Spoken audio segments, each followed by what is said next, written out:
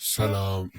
ዛሬ የምናወራው ስለዚህ ስኬትን በእቅፉ ስለያዘው ሚስተር ቤስት ነው። ሲናገር በጣም ይገርማል። የእሱን ታሪክ የሰሙ በሙሉ እሱ በአጭር ጊዜ እንድትሳካለት ያስባሉ። ነገር ግን ያን አይደለም።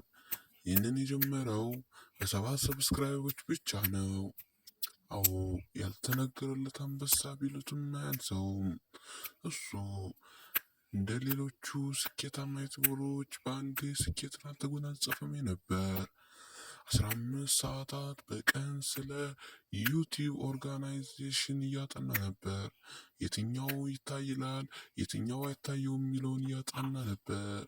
እሱ በጣም የሚችልና ታዋቂ ነው። እስከ አንድ ቪዲዮ አይታችሁም ከሆነ እስከ 100,000 እቆጥራለሁ እያለ ሰዎች የማይቻላቸውን ነገር እየቻለ አሳይቶ ክብር ሊጎናጸፍልን ችሏል። እሱ ይገርማል። ሚስተር ቤስት ይባላል። ካልተቻለ ወደ መቻል የመጣ አንበሳና ጀግና ነው። እንደሚያወራው ከሆነ ከጓደኞቹ ጋር እየሆነ በቀን ለ15 ሰዓታት እየሰራ እንደሚያድር ወይም እየተለማመደ በስንቱ እንደሚታይና እንደማይታይ እየተናገረ ይስተዋላል።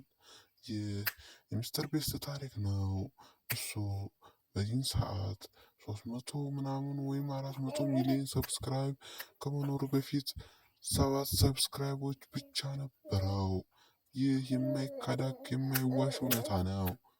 እውነትን ለመናገር ከሱ ያልደረሱ ሁሉም በዩቲዩብ እንደዚህ ዝነኛ መሆን የማይታሰብ ነገር ነው። አዎ፣ ሚስተር ቤስት ግን አድርጎታል። ሚስተር ቤስት የተለያዩ የአተያይ ዘዴዎችን ሲጠቀም ነበር። ይህ ማለት ዩቲዩብ ላይ ብገባ ስንት ሰው ይመለከትልኛል፣ ዩቲዩብ ላይ ባልገባ ስንት ሰው ሳያይልኝ ሊቀር ይችላል በቀን እያለ ያሰላ ነበር። ይህን ሁሉም ካሰላ በኋላ ነው